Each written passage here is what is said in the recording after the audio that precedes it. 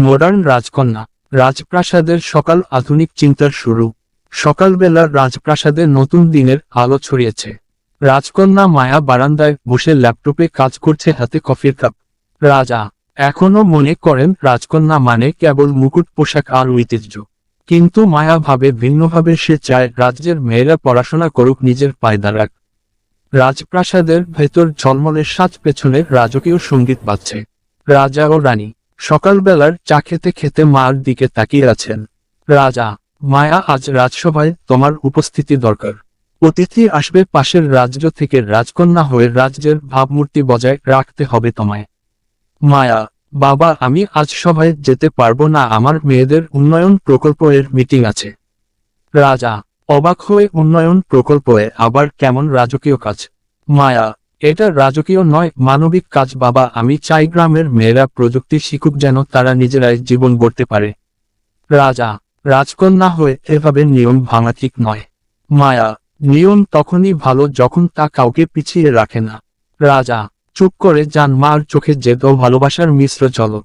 পর্দা কালো হয়ে যায়, সুর বাজে, এক নতুন রাজকন্যা জন্ম নিচ্ছে। মার গোপন উদ্যোগ, স্বপ্নের এক নতুন দুনিয়া। মায়া রাজপ্রাসাদের পুরনো ঘোড়ার আস্তালোকে বদলে তৈরি করেছে একটি আধুনিক শিক্ষা কেন্দ্র। এখানে গ্রামের মেয়েরা আসে ল্যাপটপ, সেলাই মেশিন ও আত্মরক্ষার ক্লাস করতে।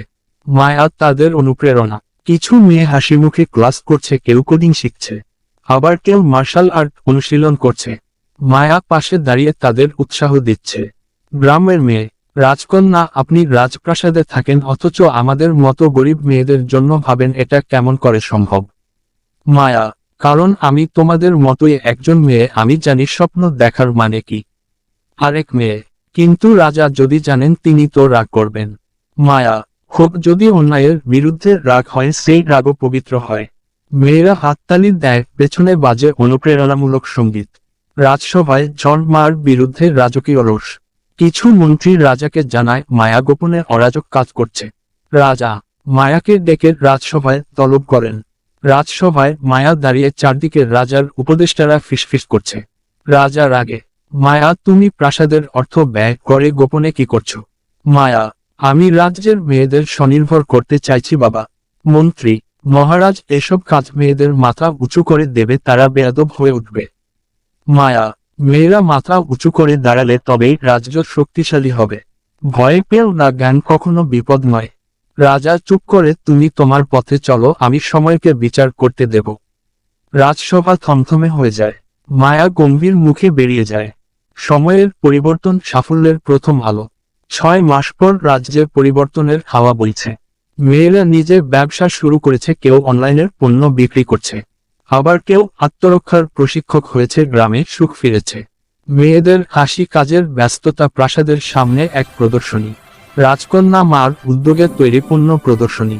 গ্রামের বৃদ্ধা: রাজকন্যা মায়া যেন আলোর পরি, যার ছোঁয়ায় জীবন বদলে যায়। রাজা চুপচাপ দেখে: আমি ভেবেছিলাম আমার মেয়ের রাজ্য নষ্ট করবে, কিন্তু সে তো রাজ্যকে নতুন জীবন দিয়েছে। মায়া: বাবা, এখন কি বুঝতে পারছো? আধুনিকতা মানে শুধু পোশাক নয়, চিন্তার স্বাধীনতা। রাজা: তুমি কি বলেছিলে মায়া, আজ থেকে তুমি রাজ্যের শিক্ষা উন্নয়ন মন্ত্রী।